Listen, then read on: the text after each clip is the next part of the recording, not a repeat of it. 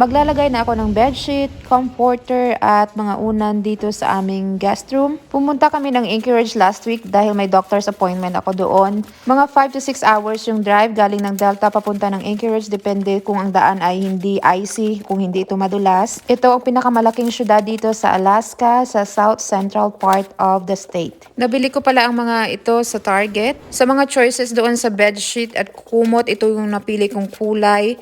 Yung parang pink siya na parang flesh. Tapos yung set na napili ko para sa comforter at sa mga pillowcases ay parang light blue or baby blue yung kulay. Nakisali din yung aso namin na si Blue. Ganyan siya pag may ginagawa ako, laging bumubuntot sa akin. Tapos kinupit ko muna yung mga label. Sinubukan ko din palang plansyahin yung kumot na yan. Pero nahirapan ako kaya tinigil ko na lang. Magugusot din naman yan pag nahigaan at saka hindi naman siya makikita pag natambakan na ng comforter. Ang set pala ng comforter nito ay may kasamang dalawang decorative na unan. Tinanggal ko din yung mga label nito. Ilagay na natin yung mga unan. Bale sa set na to, may kasama din itong dalawang malaking punda. I-decorate naman natin yung side table. Nilagyan ko lang siya ng fake na mga bulaklak, yung frame na yan at kandila. Nilagyan ko din ito ng mga reading materials na nagmamatch yung kulay sa pintura ng kwarto na to at sa comforter set. Ang original ko na plano ay lagyan ko ng table lamp, yung side table na to, pero nakalimutan ko nung pumunta kami ng Target.